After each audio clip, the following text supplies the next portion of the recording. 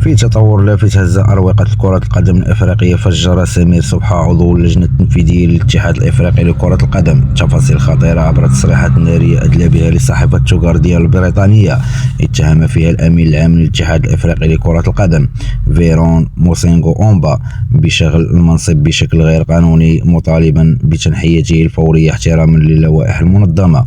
صبحة الذي يشغل أيضا منصب رئيس الاتحاد الموريتاني لكرة القدم وعضو المكتب التنفيذي للكاف، قال إن موسينغو أومبا البالغ من العمر 66 عام تجاوز سن التقاعد الإلزامي المحدد في النظام الداخلي للاتحاد، مؤكدا أن استمرار بقائه في منصبه بعد 15 أكتوبر 2025 يفتقد للشرعية القانونية.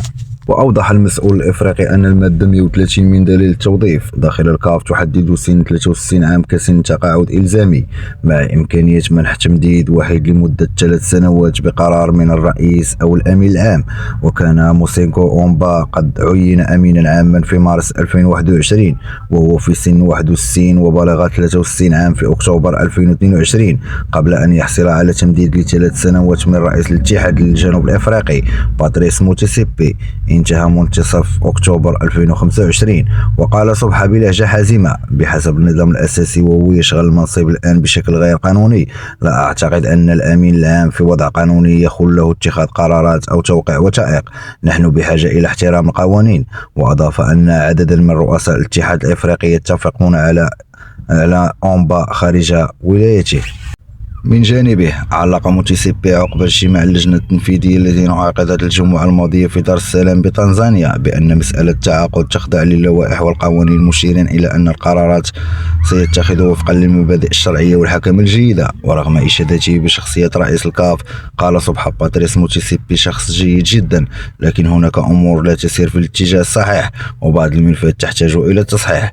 غياب موسينغو أومبا عن الاجتماع الأخير بداعي ظرف عائلي طارئ في الكونغو الديمقراطية لم يمنع صبحة من التأكيد أنه كان سيطرح اعتراضه علنا لو حضر الأمين العام الجلسة، لإبلاغ الجميع بمن فيهم الرئيس بعد قبولهم استمرار موسينغو أومبا في المنصب.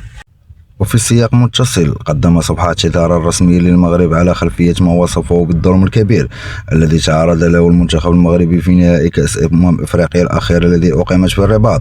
وكانت المباراة قد انتهت بفوز السنغال 1-0 في مواجهة شهدت جدلا تحكيميا بعد احتساب ركلة جزاء صحيحة لفائدة الأسود عقب انسحاب المنتخب السنغالي مؤقتا من أرضية الملعب قبل استئناف اللعب بعد مضي 15 دقيقة. وقال صبحة: أريد أن أطلب من الجامعة الملكية المغربية لكرة القدم أن تسامحنا على الظلم الذي وقع. القوانين لم تحترم كما ينبغي.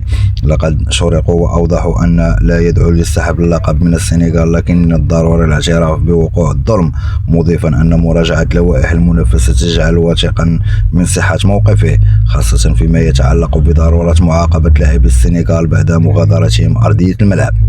نشكركم على حسن المتابعة في فيديو قادم بإذن الله.